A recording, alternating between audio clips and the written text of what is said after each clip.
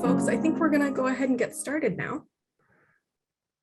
Probably a few more people will join us as the minutes go on, but let's make use of our time and get going. Good afternoon, everyone. I'm Caitlin Cornell, Assistant Director of the Center for Language Teaching Advancement at Michigan State University. I, along with my partners in planning, Yana and Adolfo, are very happy to welcome you to our fifth fall 2021 series, or fifth session, I should say, of this series. The Language Collaboratory is a partnership for the advancement of intercollegiate dialogue on the teaching of languages and cultures, driven by language centers and institutes at the University of Iowa, the University of Michigan, the University of Minnesota, Michigan State University, and the University of Wisconsin-Madison. Our aim is to provide collaborative professional learning opportunities for educators of language, culture, and literature at the 5 institutions. Our series this fall aims at furthering conversations on the topic of student engagement. We address this issue from 2 perspectives. First, research, and second, pedagogical and practical. We aim to share insights and to encourage inter-institutional dialogue, bridging institutional distance and fostering a collaborative interchange of ideas. You're invited to contribute to what we hope will be a lively discussion. The sessions will be recorded and made available through each institution's website. We ask that you mute your microphone at the outset and that you use the tools in Zoom to contribute to questions and comments in the chat. During the open discussion period, which we'll let you know about, please raise your hand virtually prior to activating your microphone. Closed captioning is available through the live transcript button in the Zoom menu bar. Today, we are very pleased to welcome Julie Evershed and Philomena Meechan, both from the University of Michigan. Julie is director of the University of Michigan's Language Resource Center, and Philomena is an instructional learning lead at the center. Their session is titled Translate-A-Thon. I love this title. Co-curricular community translation and student engagement. Very quickly, too far. Before I turn it over to our discussants, I would like to encourage everyone to attend our next session, which will be held just a few days from now on Monday, November 1st. I can't believe it's already almost November. At this same time, our discussant next week is Noah McLaughlin from Kennesaw State University. Just a final note, after today's session, you'll receive an email inviting you to provide feedback about the session today. Please consider providing feedback. We really appreciate your comments. And with no further ado, I will turn it over to Julie and Philomena. Thank you so much. Thank you, Caitlin. I'm going to share my screen here.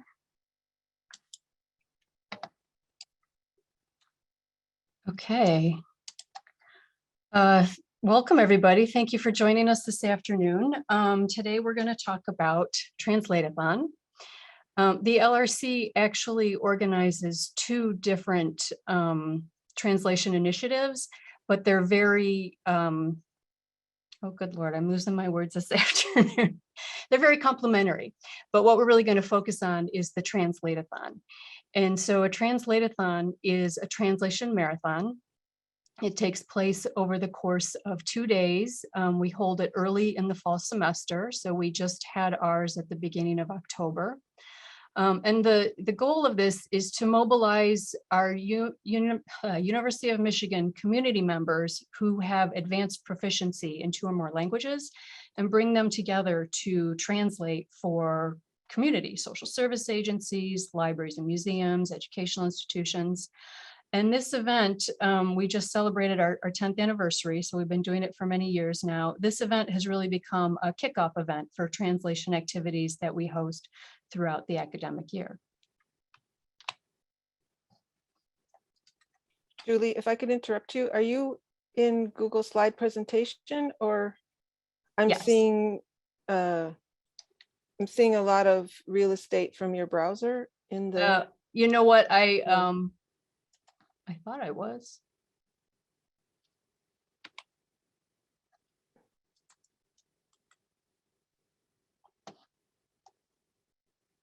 Okay, it's still there, but that's all right.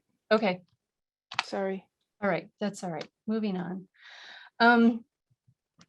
So some Tat Stats. When we started many years ago, we had 9 projects and we were translating between 9 languages. This past fall, we had 29 projects and we're translating between 22 languages. Our first event, we had 56 volunteer translators participate.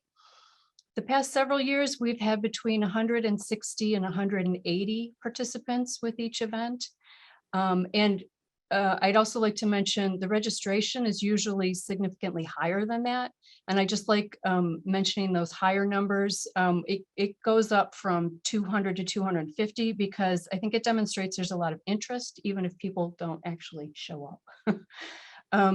This was the first year we organized a hybrid event. So we had about 50% of our participants this past fall participating remotely.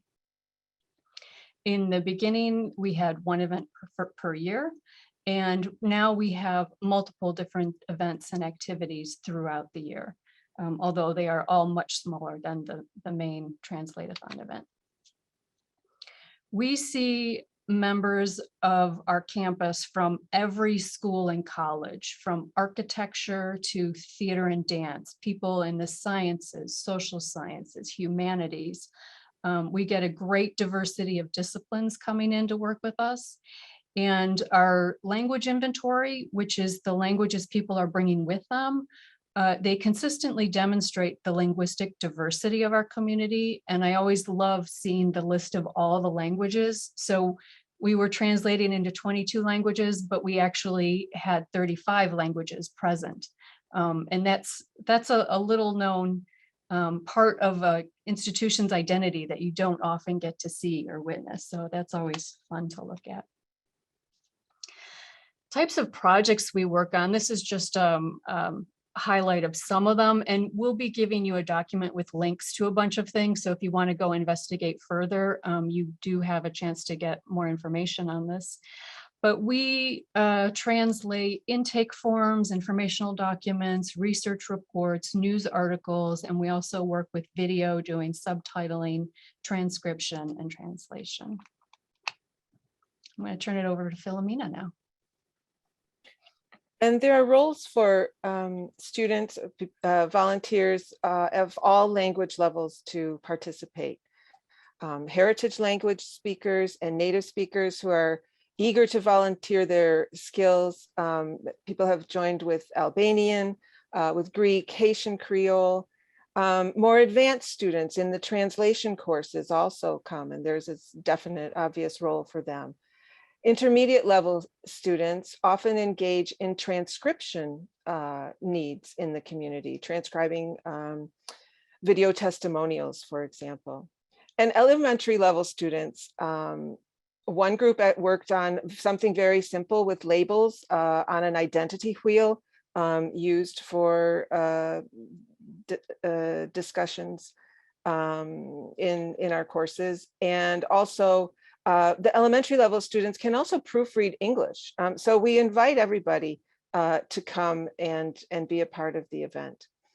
And then there has been a progression of interest, I might call it, by instructors also, from curiosity. I just want to come and hang out and see what this is all about, to observe the event. And then they may move to offering the attendance and participation to extra credit, to adopting a project and attending the events with their students. Dominique, who is on in the webinar tonight, works with her students on translating documents for asylum seekers for our local Freedom House, Detroit. And Chuang, who is also here at the webinar, attends with colleagues and students also to translate. Dominique this year, for example, was on call on the online cohort and worked with one of our volunteers for several hours on some of the Freedom House documents. Next slide, please. In addition, you can see here, individuals come and find community at Translate-A-Thon. There's Olivia, who's our frequent flyer. She's a bioinformatics major, Spanish minor, and a bioinformatics master's student now because she has attended 9 out of our 10 annual Translate-A-Thons. At the bottom, you'll see a group of international students, the Chinese diaspora story. They all arrived separately to Translate-A-Thon, hailing from Taiwan, mainland China, Malaysia, Hong Kong, and they all worked on the same document and found a community during the event. And then there are people who fly solo. The student in the green t-shirt at the top right is studying Swedish and came to work on Swedish.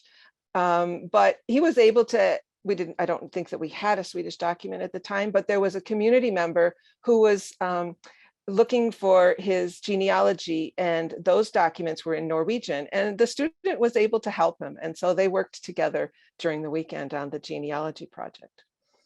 And this year at the bottom right, you'll see 2 international students from Bogota, Colombia.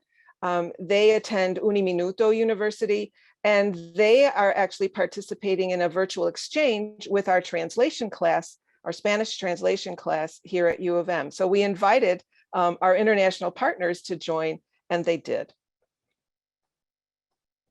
On the next slide, you'll see our professional translators join the event. Also, international friends for our FLTAs, from our FLTA foreign language teaching assistant from Indonesia came to the event 1 year and then came back remotely another year to work with those who were working on Indonesian documents. And the top right, we have a local Spanish language school focusing on literacy in Spanish. And the school kids come every year and they translate often what they want to translate, which is comics. This year they translated a story, and they also translate, for example, the Parks and Rec baseball sign-up sheets for their parents so that they can sign them up for Parks and Rec. Next slide, please. Projects. When people arrive at Translate-A-Thon, we have project descriptions. As you can see on the left, we used to have poster boards in the center with descriptions of the projects. But this year, moving online, we moved the descriptions to Airtable, which is an online database. And all of the descriptions were in this database. You could filter for your language and then link from there to request access to a particular project. And I'll pass it along to Julie. So we wanted to talk about a couple of projects in particular that are really near and dear to our hearts. And this one was really special. This journalist, Emilio Gutierrez Soto, was a journalist in Mexico, and he started getting death threats based on his journalism. So he and his son fled to the United States to seek asylum. That was like 13 years ago, I think now. And his first asylum hearing, the judge, he had a bunch of objections to granting asylum to Emilio, but one of those objections was that you can't even prove to me that you're a journalist, despite the fact that the legal team provided Emilio's articles, but they were all in Spanish. And so the judge refused to accept them. So when they were preparing for the appeal, they knew that they had to translate these articles into English so that they could be accepted by the judge. So they brought 120 articles to us, and we were able to translate 95 of those. And not only translate, so we don't often take what we consider high-risk translations, and definitely if there's a legal or medical implication, it's high risk. But because of the situation, we had our professional translators, and you'll see the woman in the picture, Olga Gallego, she teaches translation, but she's also a professional translator. Everybody rallied and they said, we will sign these translations, we'll make sure they're official, we'll get this all done. we had people coming out of the woodwork to help us with this, like people who've never attended Translate-A-Thon before, just because of the nature of the situation and the importance and the timeliness of it. So this, and Emilio came to our event, and there he is talking to our students. So it was just such a wonderful project to work on. It was wonderful to see how we could have an impact. And one of the links I'll send you, the National Press Corps did a video update on his case because we're all following it. He's still in Ann Arbor, but he has still not been granted asylum. And in this video, they do talk about Translate-A-Thon and the impact it had. So it was really nice to get that shout out.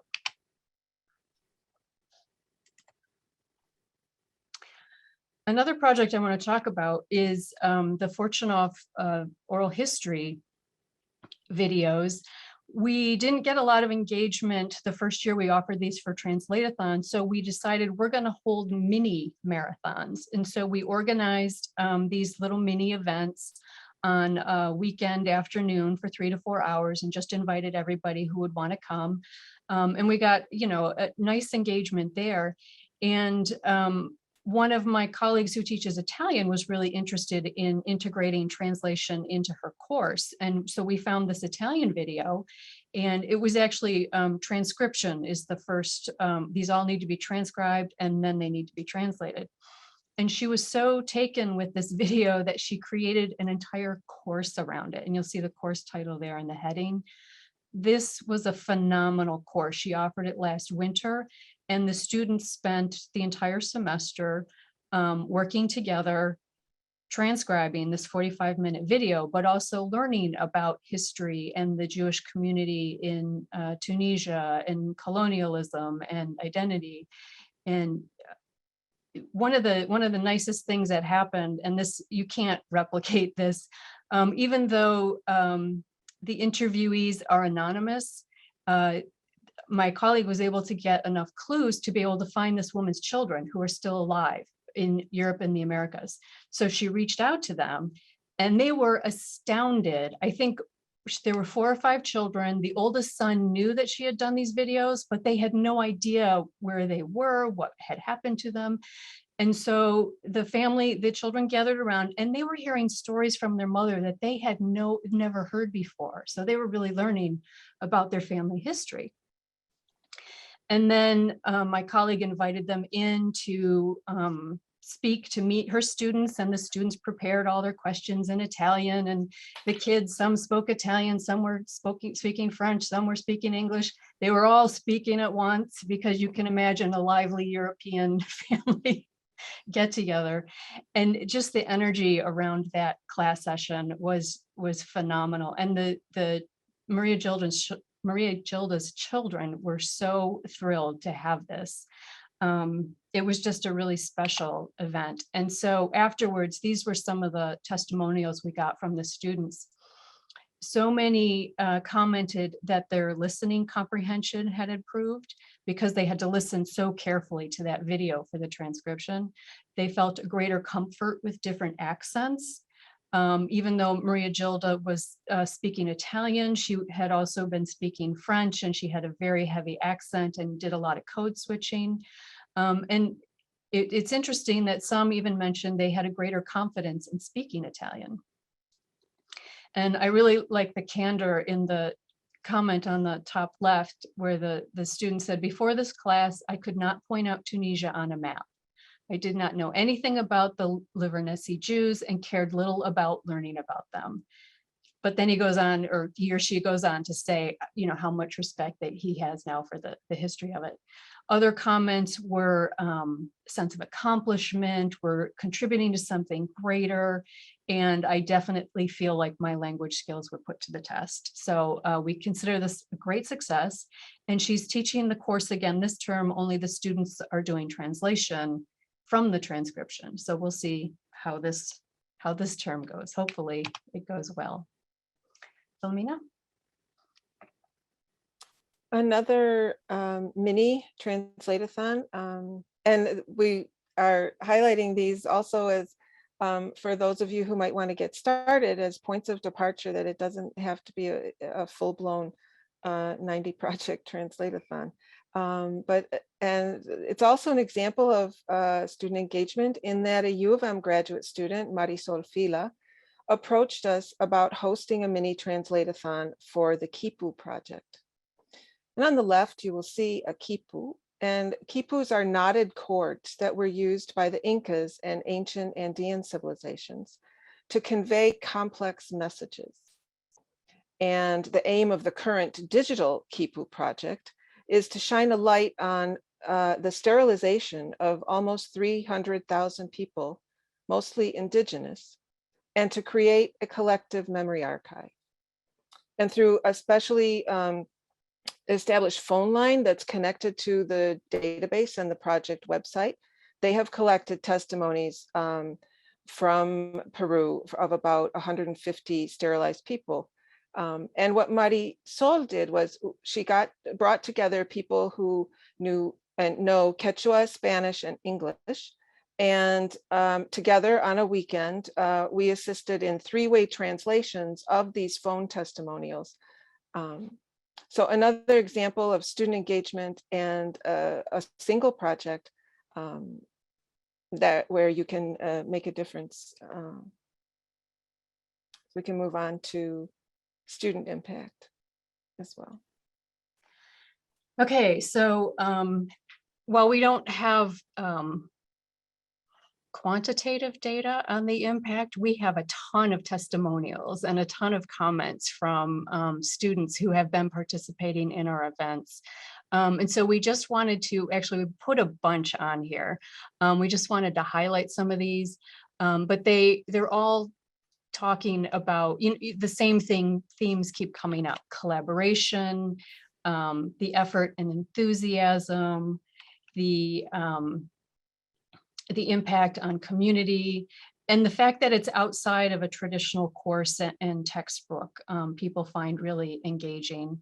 They have fun. Let me see, it's supposed to advance. There we go.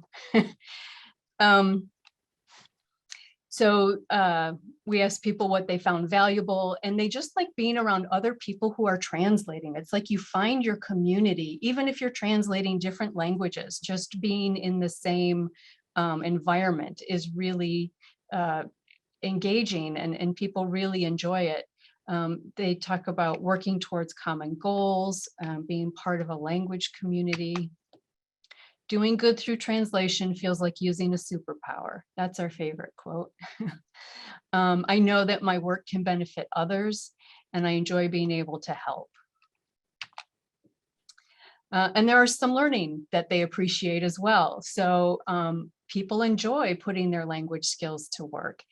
And it's also learning about translation. So especially if you're just first or second year, you're just moving into more advanced courses, I think there's an assumption that because you know a language you can translate, not realizing the skills involved in translation and interpretation.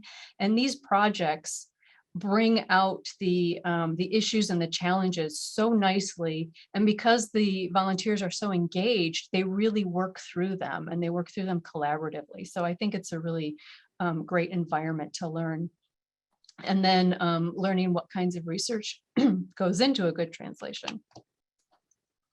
So we just kind of skipped through all of those. I do have a copy of the slide deck that's linked if you want to go back and look at any of them. But I just wanted to come back to the theme of engagement and also tie it back to the previous several sessions that I have been watching online. And our event, our projects, crowdsourced community translation, activate multiple criteria that create engagement for students or non-students, anyone participating. And we talked about a bunch of these, but there's also problem solving and reflection and differentiation, novices working with experts, and different ages working together, people working across different countries, autonomy and agency. So that's it. I want to say thank you. This short URL goes to our page where everything is linked, and we can put this in the chat for you as well. We are always happy to share information and talk to people about our translation initiatives. So yeah, if there's any questions. Thank you so much. I'm fascinated and I have so many questions. I don't even know what all my questions are yet. Your timing also, Julie, was amazing. We're edging up right here up on 4 o'clock Central, 5 o'clock Eastern.